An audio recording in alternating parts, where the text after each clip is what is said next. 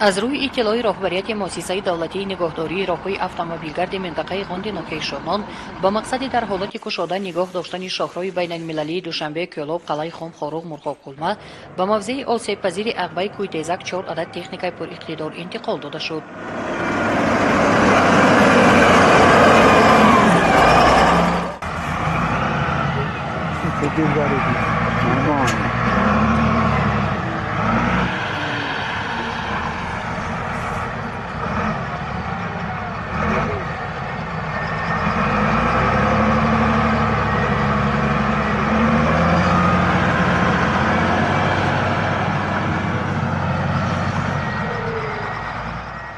از روی اطلاع مهندس راهساز خرمشاه میرزانباتов سالی روان برای راهسازان منطقه غوندی نوحه شمال مشکلات زیاد به بار آورد. اساساً قطعه راه بین المللی از کیلومتر 714 تا 730 که از حدود عقبه کوه تیزک میگذرد در نتیجه بارشات زیاد و برفکوچ بس مشکل گذار گردید. ما در چاست که از 714 تا 730 اینجاست که پایانی راه نو تا جلوی کار میکنه.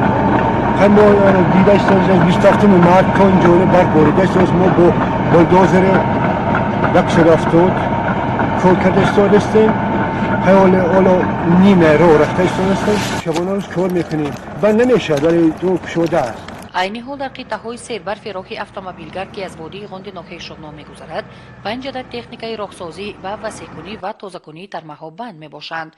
یک عدد تراکتور در قسمت پایانی به وسیع‌کنی راه مشغول بوده، 4 عدد دیگر به واسطه در طور عقبه کوه تیزک به کار بند هستند.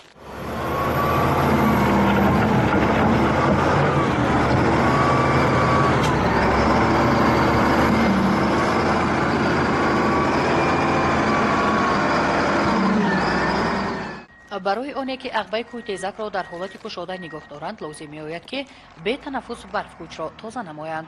عادتاً در این موضع بارشات به ماه‌های فوریه و مارس راست می‌آید. امسال ماه اپریل هم بارشات قطع نگردید و لازم آمد که شبانه روز تازه‌کنی راه جریان گیرد. عرض می‌دارد یک نفر از مکانیزاتوران دلبیک عبدالخالق. عقبه کوه تیزک در همین ماه اپریل در برف نبوده است. امسال هم خیلی برف بریده است که سر تو بیگه کار میکنیم توزه نمیشود.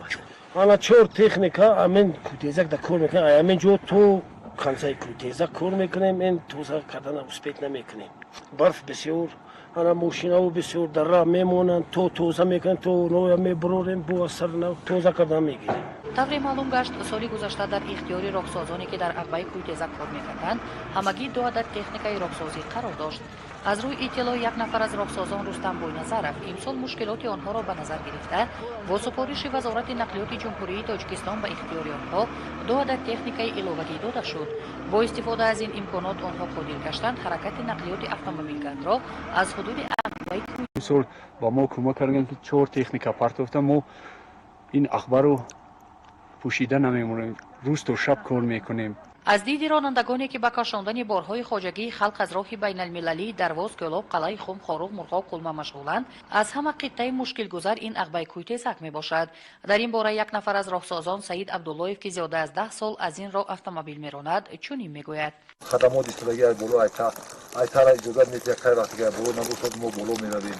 ای بالا ایستادگی ای وقتی که ای بالا پلی سر دو در کرد ما میکنن توزه میکنن راه را جواب میکنن. همه وزن‌ترین در این راه فقط همین کوه تیزک است.